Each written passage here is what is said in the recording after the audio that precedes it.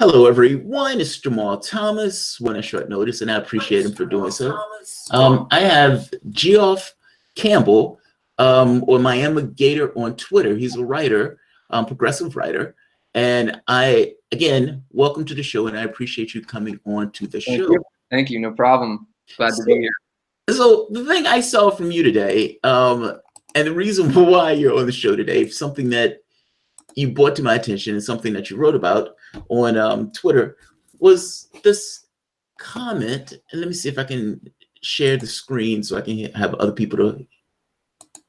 All right, here we are. Screen share is Alexi McCommond, and just so we can play the quote or play a part of it, because you sent me the link, and the first part of it is it's pretty straightforward. Early on in the beginning, they start off like within a few seconds attacking him. So that's about what you guys have learned about whether or not he's leaning towards running and whether he's under pressure not to run. My colleague from Axios, Mike Allen, talked to a well-known Democratic operative who said, quote, "It's terrible, or it's nuts, rather, that Bernie Sanders is considering running for president."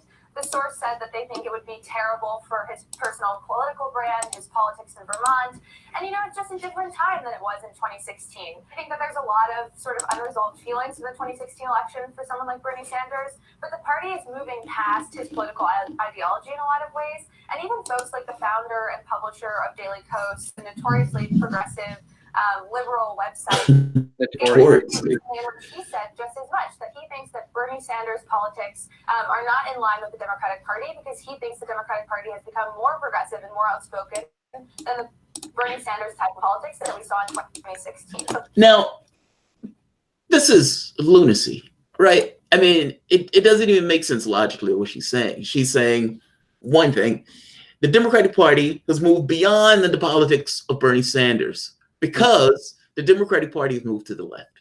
That makes no sense. Right. that makes no sense. So Bernie Sanders politics are decidedly to the left. And if the Democratic Party is moving to the left, they're moving in line with his politics. They're now moving out of alignment with his politics. Am I wrong on this, or am I losing something? No, you're right. And wouldn't they?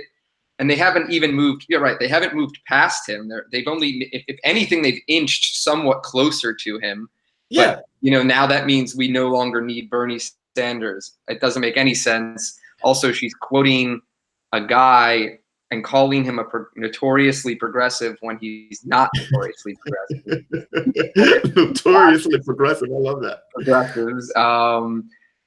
It's mind-boggling, and this is what goes on national television, and thousands and thousands of people are watching and listening to this person claim that Bernie's over, she's done, and it's maddening, it's sad, and that's why I think all of us need to call it out as much as possible. The next 2 years, we're going to have to call out these types of things, because the mainstream media, Comcast, does not want Bernie Sanders to be the president. No, they don't want Bernie Sanders to be president. It would make more sense if the argument was structured as the party has moved to the left, so you don't need Bernie Sanders because the party has appropriated his viewpoints. Her argument that Bernie Sanders is out of sync with the Democratic Party because the Democratic Party has moved to the left. This is nonsense. There's another part to this that I think is bizarre. When kind of journalists, but this is just an opinion. This is not, and the polls themselves don't even bear this opinion out, right? Like the polls that have been coming out from the standpoint of support for front runners, it's been Sanders. Am I crazy on this? I'm just trying to understand, is there any logical basis to what she's saying to this? There was one straw poll that the Daily Kos took where Bernie Sanders was not in the lead, and I believe there was some other random poll that was from party insiders. That it ended up, we found out that it was mostly party insiders. Right. The black woman poll, they choose like black women choose Sanders, and it's like half of the people weren't even African Americans. Right, and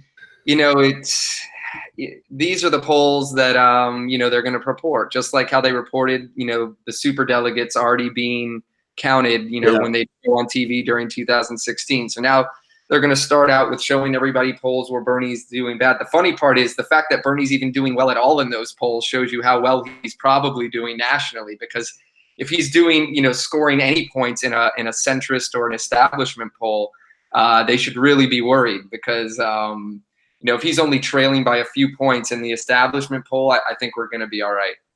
I'm curious. So when the New York Times, what do you think is going to take place in 2020? So I think 2020 is going to be a war zone. Now, one thing I would say is, it's not going to be Sanders versus one other person. It's going to be like 5 people on the states. And many of the people are trying to edge him out by saying, look, we're also lefties. Now, mind you, this is nonsense. I mean, you have to actually believe them. So it's not just them saying it. But what do you think is going to take place with, well, let me see. I don't know if Cory Booker is going to enter the race, but so far Sanders, I think Sanders is going to run. Otherwise, a lot of the stuff he's doing doesn't really make sense. So I think he's going to run. But assuming he's running, Kamala Harris, Christian Gillibrand, Elizabeth Warren, the other cat that nobody knows, Julian Castro. I believe he announced this. Ojeda has jumped into the race. That was a horrible mistake. He should have kept his job. There's no way he's in a thing of sharks.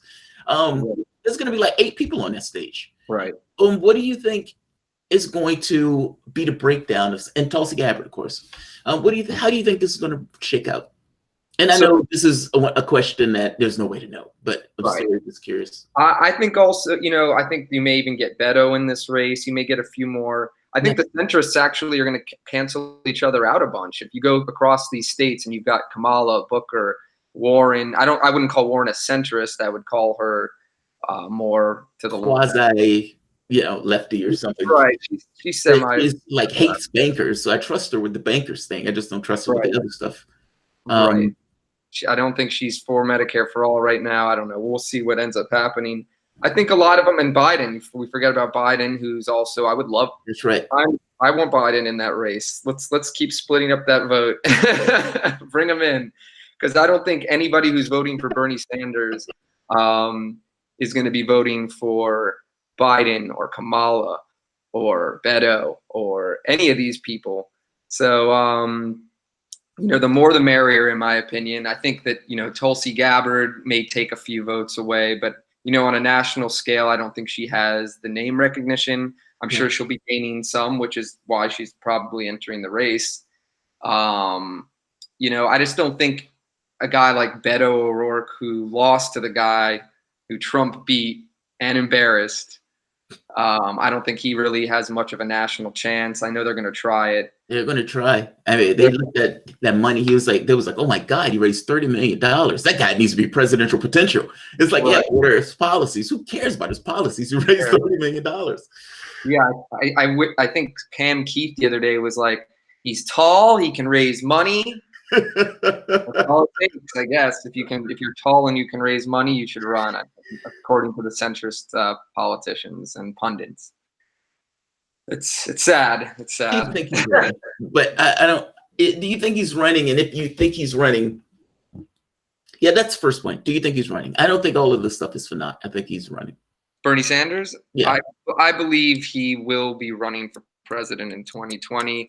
I don't have any confirmation. I've heard some things from the inside, which does again point towards him running, but I've had no official word on it. I think he's running. I'm waiting for that official word, but I think he's running too.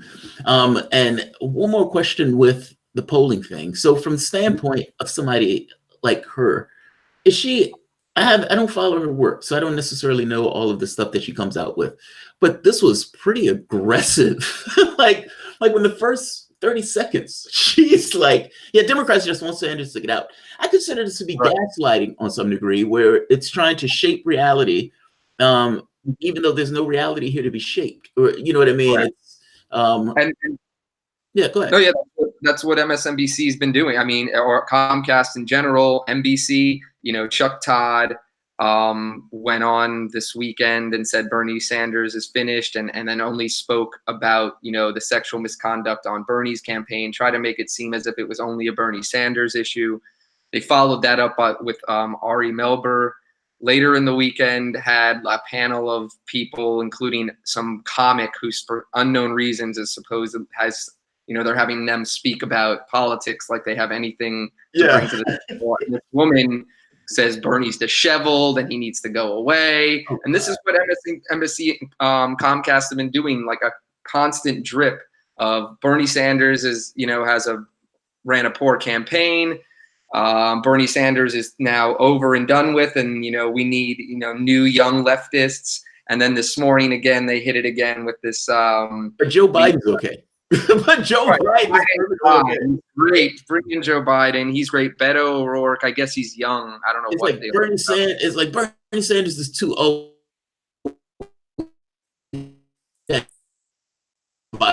Young. You know, the wild part about that is when Ed Schultz was on MSNBC, Ed Schultz was very clear before he passed that MSNBC, either he lost that job because he wanted to support Sanders, and that they wouldn't allow him to essentially do his show with Sanders. Like he said, when Sanders announced, they wouldn't allow him to be there with the announcement. Right. Sanders was not, you know, tens of thousands of people at these rallies, and they wouldn't cover the rallies. So MSNBC has a clear bias and a dog in this hunt. However, they want to try to pretend as if they're impartial. They have a very clear bias in this. And you're right. I think that needs to be called out. So is there anything else you want to talk about on this one? I appreciate you coming on about this because I thought this was nonsense. Well, the last thing I would say is that, you know, mainstream media in general, CNN, MSNBC, they have a large audience of viewers that, you know, a lot of good people. I met a lot of people during the Andrew Gillum campaign that, you know, they come in and they're helping us, and they watch MSNBC and they believe it. It's not that they're bad people. They really just believe all this stuff they're watching on TV. And I think what we need to do is wake up more people so that they understand that MSNBC is it's part of a corporation, and that corporation does not want certain things to be passed. I think if more people understood, you know, that the media is not your friend, we'd have a better time getting our messages across. We need people to cut that off, look for other avenues, and look for independent journalism, and really do, you know, the research before they just listen to some talking head on television. And you're right. The media is not an impartial actor. You know, even though they come across like Chuck Todd as that practice news face and he's given the news, Chuck Todd is a millionaire. He's just a person like anybody else. And all of these millionaires are working at the behest of several billionaires. And let's not pretend as if the interests of the people who own the companies, meaning the media companies, are not necessarily expressed in the media itself. I mean, after all,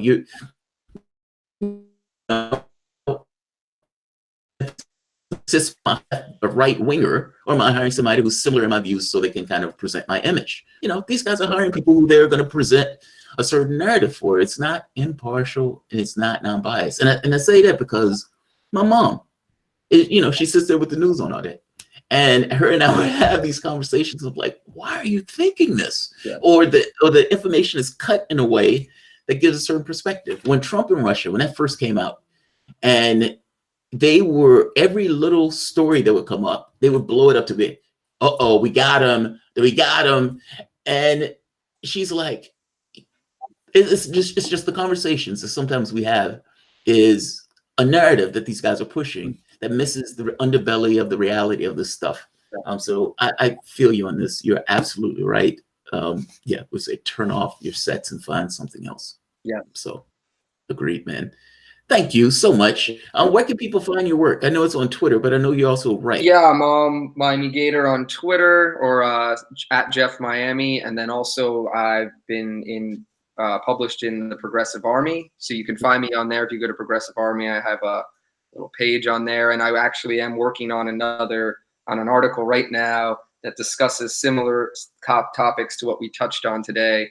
And about how the media is going to be spinning and smearing Bernie Sanders and progressives for the next 2 years. So everybody get buckled in, because yeah. You know, on the other side though, you know, Ocasio, Sanders, they've started something. So many of the people who are watching media are, let's be honest, on their deathbeds. They're like, I think the Fox News audience is, you know, Walker. They're horrendously old. But the same thing with MSNBC and CNN, like they have a high age thing.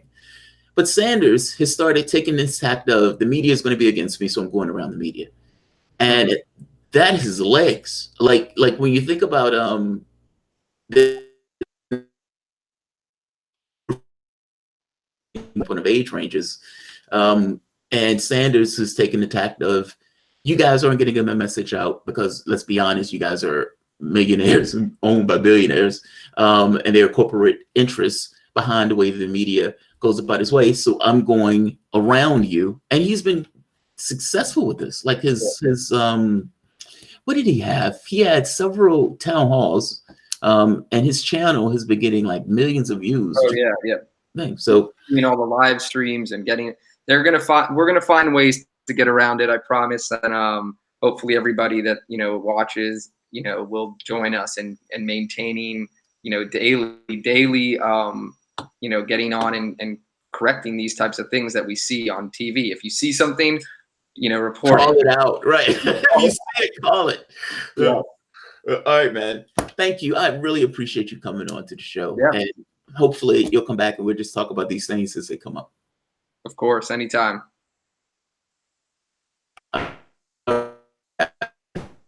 You can always support through Patreon. I have additional shows coming up, including additional interviews today. So stay tuned, guys. I'll see you guys shortly. Thanks all.